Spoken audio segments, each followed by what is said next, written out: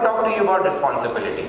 Now, one of the things which is going to happen to you immediately as I start talking about this is that you think to yourself, why should I take responsibility? And well, why should we take responsibilities at all? It's a difficult thing, it's rather uncomfortable.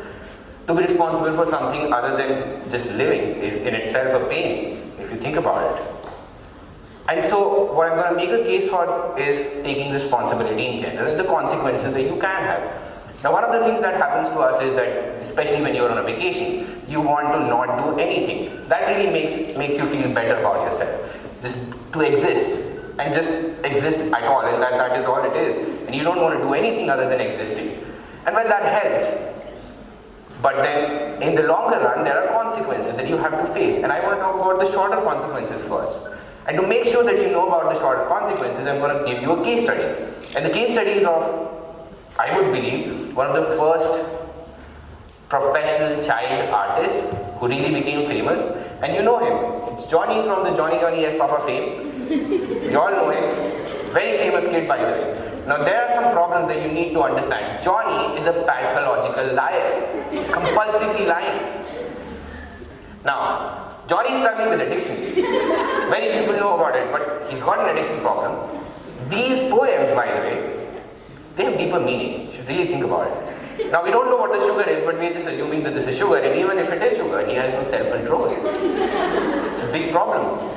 Now, he's also not willing to take responsibility, obviously. If you've seen the Johnny poem at large, it's not just about sugar, it's about a lot of things. He doesn't want to get up in the morning, and he doesn't want to get prepared for going to school, and then he doesn't want to come back, and then he doesn't want to stop playing, and so he has no self-control altogether.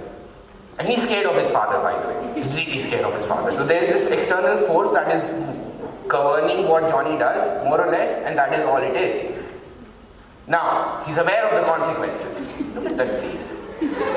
Those three ha-has are not him laughing. That is loaded with anxiety.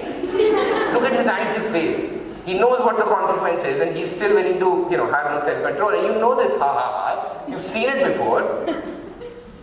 The real answer to this question is no. The LOL and the triple ha's are just you trying to mask your own fears. Don't be like Johnny Ox. Don't date Johnny at all. Both of these things. One of the reasons why you wouldn't take responsibility is that you have a nihilistic approach, which is that there's 7.5 billion people in this world, why should I take responsibility at all? Which makes sense to some extent. Why does it matter what you do or what I do, right? Because we're all individuals who exist and the system is broken clearly. And I believe that. I speak a lot about how the education system is broken and how we make choices which are predicated on the ideas that are not ours. And so we're trying to conform to others' ideals, and then we pursue a career for 45 years and then we realize we didn't want to do it in the first place. So there is a lot of problem. But here's the thing. There's a problem with the system and there's a problem with you. And I would rather concentrate on the problem that is on the inside, because this is something that we can fix. The system, I'm not too sure about that. And so the system is messed up, so are you. And here's the thing, when you were in school, it was all about boards are coming. So you have to prepare for it. You have to score really well, and then you will do great in life. And so you're like, I'm going to study really well. And so you pushed your way through 10th and 12th, and you entered college. And the college was like, you're going to get jobs now. And so you should work really hard. And so you're working really hard. It could be a 3-year course, it could be a 4-year course for the 1.5 million engineers that enroll each year. And so, if you are on the verge of graduating, if you have graduated, what you realize is that it was a facade. You're not really ready to get the job that you want. I'm not saying that you're not going to get any job, by the way. You study in a great university. Pat yourself for that. But the problem is that you're not going to get the job that you want. So maybe you'll get a job, let's say for example, as a salesperson. I'm not saying anything wrong with being a salesperson, but the problem is that if you spend your years becoming an editor, if you want to become that, or you want to become an entrepreneur, you want to become, let's say for example, a marketing executive, and then you get a job offer that has nothing to do with what you want to do, it's not the ideal situation, right? And so when you enter the field, you realize you're not being judged right. You're not going to get any justice in the system. People are against you. And see, so far the system is wrong. And here's where you go wrong. The problem is with the system, but there's also a problem with you. Get angry. I wanted the job. I thought I knew what job I wanted. And then when I'm ready for the job, you don't give me the job that I want. And I prepared for it. I've been preparing for it for all my life. This is all that I've ever done. I gave up my friends, my relationships. I've been working really hard for this job and you don't give me one, so I demand an MBA. Do an MBA. It'll fix everything. And here's where you conform to the system. You already know that it doesn't work. You know that all of this step-by-step education system didn't work out for you the way, and so you wouldn't stop. You wouldn't say, let me take an year, let me take a sabbatical, let me take 2 months and try something else. You'll be like, no, I'm going to jump into the system again, and probably it's going to work for me now, although it has betrayed me for several years. And so that is where you conform to the system. Now the problem, I'd rather say, is that you don't want to take responsibility, but it's not your fault. Not completely your fault. You've been conditioned to not take responsibilities, and it has a lot to do with how you are and how we've evolved as human beings. I think that is also a problem. One of the things that I want you to understand is that human beings have herd instincts.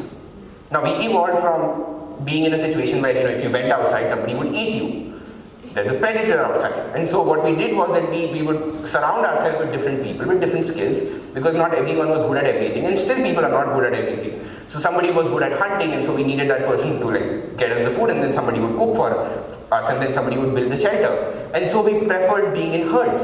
This is how we evolved as human beings, and we have that trait at the back of our minds. We're still going through the process of evolution, by the way. We're all still evolving. Now one of the things which was also common about this herd instinct was to keep moving in some direction, because if you stopped, then the predator would catch up with you and then eat you, by the way, and nobody wants to be eaten. And so what would happen is that it was important for us to move. Now, it doesn't matter if we're moving in the right direction, it matters that we're moving in some direction. And this is where the fears come in. If you were, let's say for example, 1,000 years ago, part of a herd, being left behind was scary. People were outside, not really people, but animals were outside, they were waiting to kill you. There were other herds which would kill you for your own flesh. Who knows that, right? And so that fear sticks with you. If at the moment I ask you to do something which is non-conforming, it would scare you. If I asked you to go abroad immediately, leave your college, leave your university and go for a great opportunity abroad, the first question that would hit your mind is that, why am I going? Why isn't anyone else doing it? Why isn't she doing it? She knows everything, right? She didn't take that action. Why am I willing to take that action? There must be something wrong with this. It's too good to be true. Those are the fears that haven't gone away even after years of evolution, because you want to stay with the herd, and it doesn't matter if they're moving in the wrong direction, you want to move with them. It helps you to cope with whatever is going on in your environment. It helps you feel protected. And it's a problem, by the way. Not saying it's not a problem, it's a problem. Now the fear of limitation in itself becomes your limitation. You're so afraid of what would happen if I did not conform to this system that eventually your fear of not conforming becomes your limitation. And so it's a well-rounded circle, by the way, that you're afraid of something, and your fear of being afraid makes you afraid. You'll spend your life doing something that you don't like. 45 years down the line, probably you will turn around and say, oh, I shouldn't have done that. Now I know that because I've met people who are 50, 55, they're working at VPs at different positions in bigger and larger organizations, and they often come to me and they say, I don't feel happy. It's a problem. One of the reasons why they don't feel happy is that they did not take responsibility. One of the reasons why you conform to the norms of the society, or you conform to a certain ideal, is because you don't want to take responsibility. Because taking responsibility is scary. If you tried something new immediately, the whole world is going to be against you. That is not the problem. The problem is if you fail, there's nobody who's going to come and console you. As a matter of fact, people will come to you and say, see, I told you.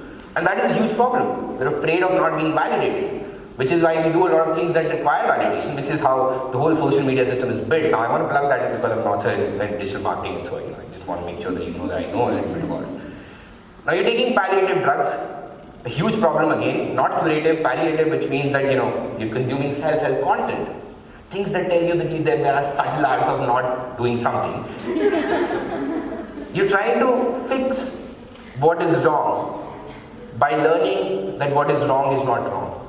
What you're trying to do is, you're trying to feed yourself feel-good content. I'm not saying anything wrong with the content, by the way. I created some feel-good content. So maybe I'm part of the problem. But one of the things is that you're trying to consume the certain kind of content that would tell you that it's okay.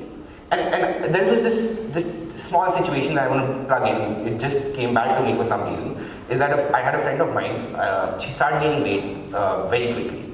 And it's something that has happened to me as well, so I know a little bit about it.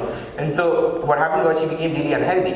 And at the same point in time, she started reading these books and consuming these videos all about it's okay to be who you are and stuff. And I'm not saying it's wrong, but 6 months down the lane, 8 months down the lane, she started being really sick and unhealthy. And then when she was taken to a doctor, she had a low functioning thyroid. And so it wasn't really her fault. Except that it was her fault that she started consuming all of this content just to justify her situation. Here's the thing, it's okay to be who you are. We've all got different body shapes and structures.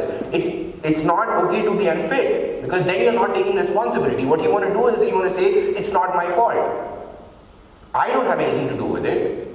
It's somebody else's fault, it's my body's fault, it's metabolism, and it's all of these things, and there's nothing wrong with that. But at least take responsibility for what is in your hands. I think that is something which is really important. So the solution is going to be so trivial that you probably won't want to listen to me. And the solution that I give is clean your own shoes. That sounds like really stupid, right? Well, Ankit, you did such a great job. You're saying such good things. They made sense, and now you're saying clean your own shoes. What do you mean? And so, if any one of you has running shoes, by the way, and I hope everyone has a running shoe, we all buy it for some reason. We don't really take it anywhere, but we buy it. Some of you don't use it at all. Some of you wear it very, some of you are blessed to wear, good enough to wear a running shoe and go to a party, and you will still look good, and that is on you. And I hate you, by the way. But the rest of us, we buy it and then we don't use it. Now, why I'm asking you to clean it is because if you clean your own shoes, put time and effort into cleaning your own shoes, what happens is that you start to learn about the responsibility of cleaning it. If you're cleaning it regularly, there will come a time when you'll ask yourself this question, why am I not using them? Why am I cleaning these shoes every day when I'm not going to use it? And therefore, when you invest in an innate object, a certain sense of responsibility of maintaining it, it gives you the responsibility that comes with the usage of it. And so there are chances that you might use it. Now that happens already. If you're fond of reading books, you maintain your books. If you're fond of writing, if you maintain a diary, then you maintain that diary and you keep it in a safe place, and you don't want anyone else to read, especially your best friend, who's not your best friend, by the way. And so there are so many things that you, when you're passionate about something, especially, let's say for example somebody plays guitar, and so they would maintain their instrument. And so the idea behind it at the end of the day is that when you instill a certain sense of responsibility into an object, and this is what I want you to realize, the shoes don't mean anything. So you could be organizing your desk. That would be great. You could organize your cell phone. There's so many apps right now that you have in your cell phone that you never use.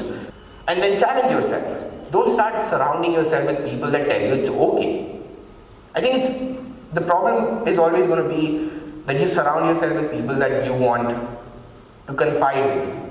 People who confide in the ideology that you have. It's a huge problem. If you don't have people around you that are telling you that, it's not okay. Listen, what you're doing is not okay. Then you've got a huge problem, because you wouldn't have anyone telling you that, you're going in the wrong direction. Now, one of the techniques that I use, and I'm trying to build it right now as I write the other book, is called the 3P, which is third person perspective. And what I ask you to do is, think of yourself as somebody that you really love. So if there was this opportunity that I couldn't be me and I could escape my body and look at myself as somebody that I really love, what would I tell myself? You've got that friend, right, that you really care about, and her life is a mess. She's not got anything figured out. But you really care about her, so you give her all the good advice. Don't be with this person. He's toxic for you.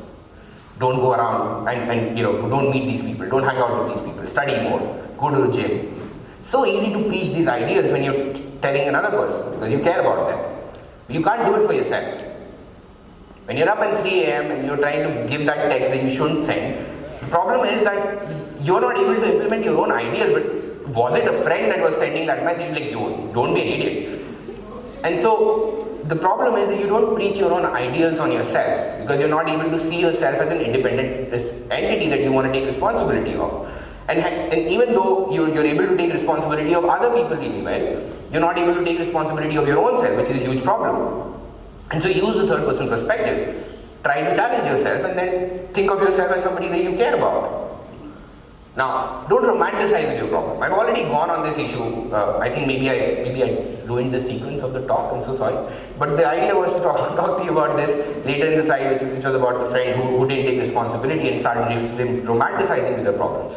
Which is that as an artist or as a creator, what happens is, when I'm not an artist or creator, but I was writing a book. And when I was writing the book, one of the things that happened was that my brain started negotiating with me. He said, yo, you want this book, right? I was like, yeah, I want this book. I really want this book. I want this to get published. It would really help my career. And so the brain was like, so you know what you should do? You should eat a lot. Help me with it. Stop exercising. Stop eating healthy. As a matter of fact, eat whatever you want. Consume a lot of sugar because I need all of that to function.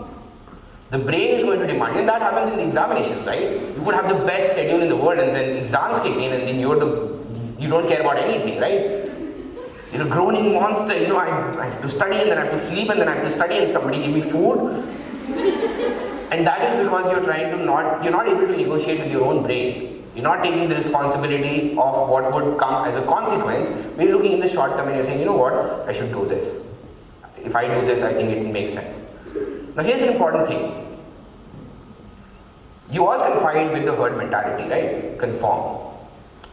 And so a lot of times when you conform to a system, the problem is that what you do is that you stick and adhere to a certain system. And so what you're saying is that I should rather stick with this herd because staying back would be worse. It's important to understand that it's a privilege and a luxury to pursue what you like and to rest and to chill and to vacate. But it's a moral responsibility, it's an obligation to your own self to do something meaningful, and therefore I demand you, please do something meaningful. Thank you.